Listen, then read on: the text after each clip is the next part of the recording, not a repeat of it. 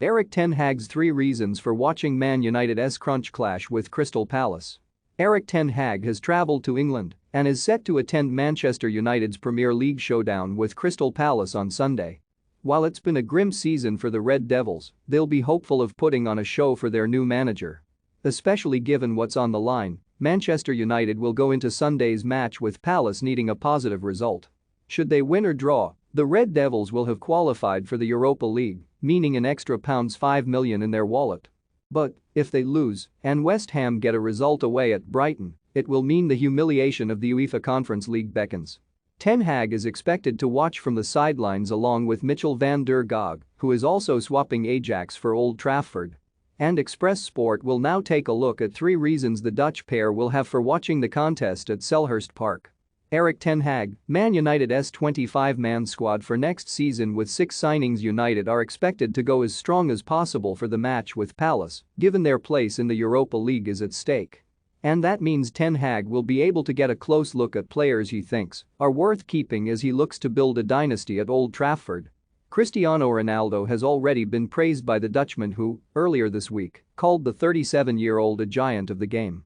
Bruno Fernandes has signed a new deal, while Jadon Sancho, Luke Shaw and David De Gea are also in contention to start.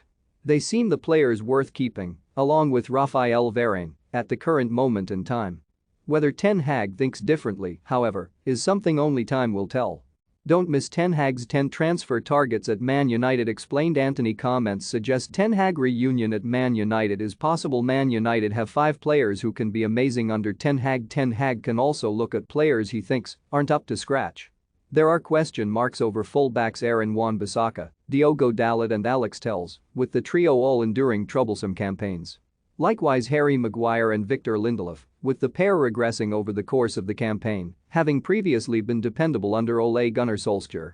Ten Hag can take a close look at Marcus Rashford too, if he's unleashed from the start. And the match against Palace will give him the perfect chance to examine those within the squad who aren't up to scratch. That, in turn, will then allow him to make a decision on which players to bring in and which specific areas need strengthening. Think you know sport?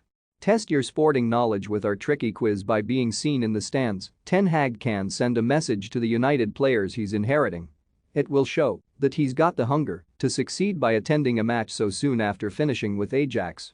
And the sight of him in the stands will also remind individuals that they're playing for their futures. For too long, United have allowed player power to dictate the dynamics of the club. And Ten Hag, by sitting up in the stands and examining members of the squad, can show he won't tolerate that when he takes charge. Want the latest football news? Join our brand new Facebook group by clicking here. Speaking earlier this week, Ten Hag was asked about his decision to leave Ajax ahead of schedule. And he revealed he wanted to get started as quickly as possible with United to ensure they improve. Because we have agreed that I will be employed by United from May 16, he stated. There are still a few things that need to be done in preparation for the season. Among other things, with regard to the content of the staff and the composition of the selection. I will leave my mark and I have to do it very carefully.